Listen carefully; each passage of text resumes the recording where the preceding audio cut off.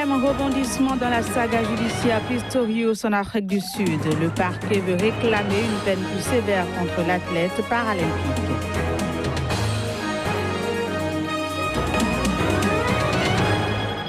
Nouveau report du procès du leader du mouvement de contestation au Maroc après une brève reprise ce mardi à Casablanca.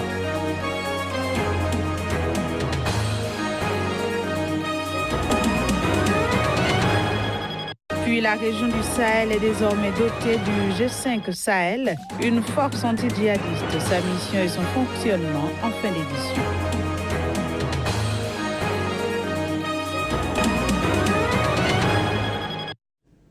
Vous êtes bien sûr Sika TV, mesdames, messieurs, bienvenue. Nouveau rebondissement dans l'affaire Pistorius en Afrique du Sud. Le parquet sud-africain envisage de réclamer vendredi une peine plus lourde pour l'athlète paralympique Oscar Pistorius, jugeant scandaleusement clémente sa condamnation à 6 années de prison pour le meurtre de sa compagne. Voici le point. Énième rebondissement dans la saga judiciaire Pistorius en Afrique du Sud. Le parquet, insatisfait de la peine prononcée contre l'athlète paralympique, a décidé de réclamer une peine plus lourde pour Oscar Pistorius. Il juge que les 6 années de prison dont il a écopé pour le meurtre de sa compagne sont trop clémentes. Le parquet présentera donc vendredi ses arguments devant la Cour suprême d'appel de Bloemfontein en l'absence du champion olympique. Les juges devraient rendre leur décision à une date ultérieure. Pour la petite histoire, les faits remontent à 2013. Dans la nuit de la Saint-Valentin, Pistorius avait abattu de 4 balles sa compagne, le mannequin Riva Steenkamp, enfermé dans les toilettes de sa maison. Le champion paralympique a toujours plaidé la méprise, assurant qu'il était persuadé qu'un voleur s'était introduit dans sa résidence de Pretoria. Il a d'abord été reconnu coupable d'homicide involontaire et condamné à 5 ans de prison. Mais à la suite de l'appel du parquet, la justice a requalifié le crime en meurtre et l'a condamné en 2016 à 6 ans de prison. Un verdict dénoncé par les membres de la puissante Ligue des femmes du Congrès national africain qui y voit un mauvais message aux auteurs de violences faites aux femmes, un fléau en Afrique du Sud. Au Maroc, le procès du leader du mouvement de contestation a brièvement repris mardi devant la justice à Casablanca avant d'être à nouveau ajourné. Le mouvement de contestation en question est né il y a 1 an dans le nord du Maroc. Un reportage. Brève reprise du procès de Nasser Zef Zazi, leader du mouvement de contestation au Maroc.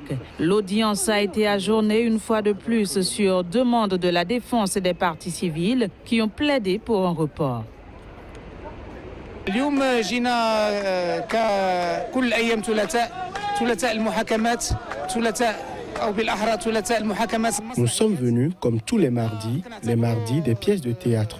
Nous considérons, comme tous les hommes libres dans ce pays, que les jugements des militants du Irak du RIF sont des jugements pour tout le peuple marocain. Et ce peuple veut la liberté et ses droits économiques et sociaux. كل الشعب المغربي تسوق للتحرر وكل أحرار الشعب المغربي المطالبين بحقوق اقتصادية اجتماعية. La cour d'appel de Casablanca est chargée de juger en première instance 54 prévenus, dont Nasser Zef Zazi, un chômeur de 39 ans devenu le visage du mouvement social qui a agité la région du Rif pendant plusieurs mois pour réclamer son désenclavement et davantage de développement. Il comparaissait pour la 2e fois avec ses co-accusés. Devenu célèbre pour ses discours enflammés contre le pouvoir en place, Nasser Zef Zafi avait été arrêté fin mai pour avoir interrompu le prêche d'un imam d'une mosquée hostile au mouvement de contestation. La prochaine audience de son procès a été fixée au 7 novembre prochain. Pendant ce temps, la Cour suprême du Libéria a convoqué une audience fixée à jeudi la Commission électorale nationale, et ce après avoir été saisie par 3 partis politiques qui contestent les résultats du premier tour de la présidentielle du 10 octobre. Reportage. Cette audience fixée au 2 novembre à 9h GMT menace de retarder la tenue du second tour prévu le 7 novembre entre l'ex-star du foot George Oponguea et le vice-président sortant Joseph Boakai, arrivé aux 2 premières places. La Commission électorale nationale NEC va devoir expliquer devant la haute juridiction pourquoi le recours introduit par le Parti de la Liberté de Charles Bromskin, l'un des candidats battus et soutenu par 2 autres formations, dont celle de Boakai, n'est, à ses yeux, pas fondé, selon un document publié dans la nuit de mardi à mercredi. La Cour suprême a également ordonné à la Commission électorale de suspendre toutes les actions liées au second tour prévues le 7 novembre jusqu'à ce qu'elle ait statué sur le cas.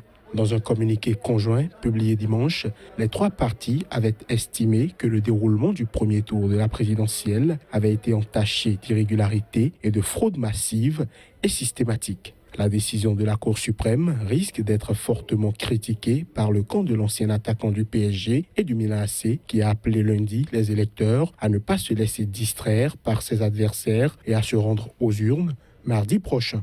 Pourtant, le déroulement du premier tour a été salué comme largement crédible par les observateurs nationaux et internationaux, malgré certaines irrégularités et de longs retards relevés dans certains bureaux de vote. La communauté internationale a lancé des appels aux différentes parties pour que le processus électoral se déroule en bon ordre et que chacun en accepte les résultats. Pendant ce temps, au Niger, le pouvoir accuse le principal parti de l'opposition d'être à l'origine des violences enregistrées lors de la manifestation des organisations de la société civile du dimanche dernier. Des accusations portées contre le mouvement démocratique nigérien moderne Lumana Africa de Hama Amadou par le ministre de l'Intérieur. Le parti, de son côté, rejette ces accusations et décide d'ester en justice. Le point avec notre correspondant au Niger, Abdul Karim Mahamadou. Après la manifestation des organisations de la société civile nigérienne du 29 octobre dernier, le ministre de l'Intérieur, Bazoum Mohamed, tirant le bilan, a accusé des responsables et militants du mouvement démocratique nigérien pour une fédération africaine moderne Lumana Africa de Hama Amadou d'avoir infiltré le mouvement. Ils ont ainsi profité de l'occasion pour causer des actes de vandalisme sur des biens publics et privés estimés à hauteur de 10 milliards de francs CFA. La mairie, a-t-il dit, portera plainte contre les organisateurs de la manifestation qui n'ont pas respecté l'esprit de l'autorisation qui leur a été accordée et leur engagement de s'en tenir à un simple meeting. Dès le lendemain, des responsables de la société civile au nombre de 3 ont été interpellés par la police judiciaire où ils sont toujours gardés à vue. En réaction aux propos du ministre de l'Intérieur, le parti de Hama Amadou a qualifié les propos de Bazoum Mohamed de diffamatoires et se réserve le droit de porter plainte devant les tribunaux. S'il y a lieu de déplorer les débordements qui ont émaillé les événements de la marche citoyenne du 29 octobre, il y a tout aussi lieu d'en dénoncer les abus et la précipitation avec laquelle le ministre de l'Intérieur tente de pointer un doigt accusateur en direction du moderne Lumana Africa. En tout état de cause, le moderne Lumana Africa se réserve le droit de porter plainte contre le sieur Bazoum Mohamed pour diffamation. Depuis l'introduction à l'Assemblée nationale du projet de loi des finances 2018 qui rehausse l'assiette fiscale avec plusieurs taxes et impôts que le contribuable doit supporter, des organisations de la société civile et religieuse musulmanes notamment sont montées au créneau pour dénoncer une loi des finances antisociale. Direction le Bénin où le recensement administratif à vocation d'identification de la population RAVIP est entré dans sa phase active ce 1er novembre. Cette opération qui va durer 6 mois enregistre dans son démarrage beaucoup de ratés suivant le constat fait par nos équipes dans les départements de l'Atlantique et du littoral. On fait le point. Initié par le gouvernement, le RAVIP est un projet qui met en application la loi 2007-08 du 19 juin 2017 portant identification des personnes physiques en République du Bénin.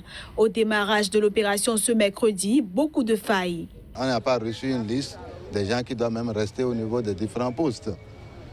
Ouais, normalement, on doit avoir la liste des gens officiellement et il doit savoir pour chaque poste qui est responsable parce que nous, on ne peut pas se mêler. Nous sommes là pour faciliter. Il y a certains des agents au poste, ils doivent chaque fois se référer à leurs collègues avant d'évoluer. Hein? Ici, par exemple, quelqu'un a déjà fait, la fille va vite, mais l'homme, c'est à part de torture. Ouais, je crois que la formation doit être bien faite. Selon les autorités gouvernementales, le RAVIP est un recensement de la population à partir d'informations nominatives, personnelles et biométriques. Dans le littoral, cette donne n'est pas comprise de la population. Il y a beaucoup de gens qui sont déjà partis. Pourquoi? Parce qu'il paraît qu'il faut donner l'âge de son père, lieu de naissance, tout ça là. Beaucoup de gens sont partis. Il y a des gens qui ne connaissent même pas, les analphabètes ne connaissent pas. Donc je ne sais pas.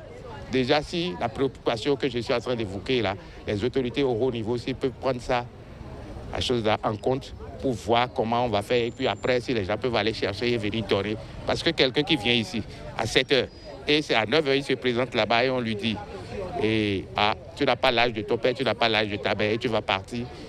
Quand il va revenir, cela découragé, il ne reviendra plus. Il a déjà fait 2 heures de temps, il va dire si je vais là-bas, maintenant il va trouver encore un autre argument. Dans la commune de Calavi, les populations sont dehors, mais les agents de l'opération se font désirer. Presque tout Godomé était présent. Les populations, les gens partaient et revenaient faire des allers-retours. Mais nous avons constaté que ceux qui vont nous faire le travail ne sont pas là.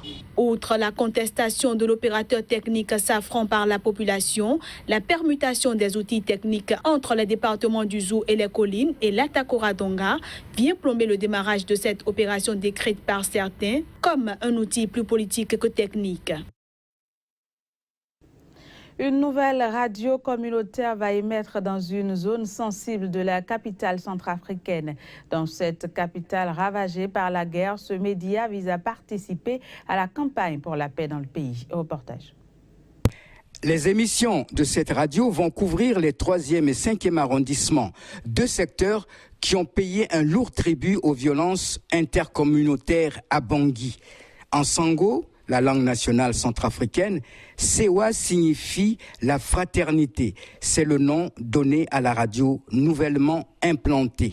Le lancement de cette radio qui va émettre depuis le kilomètre 5 va faciliter la cohésion sociale, favorable à la paix, à la réconciliation nationale et au relèvement socio-économique dans notre cher et beau pays, la République centrafricaine.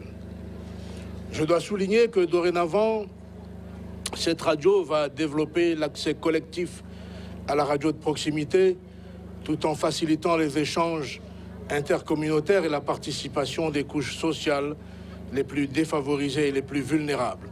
Radio Sewa a vocation de renforcer la cohésion sociale à travers la diffusion des messages de paix et de solidarité. La chaîne a bénéficié de l'appui financier et technique d'Internews, une agence partenaire du Fonds de développement américain USAID.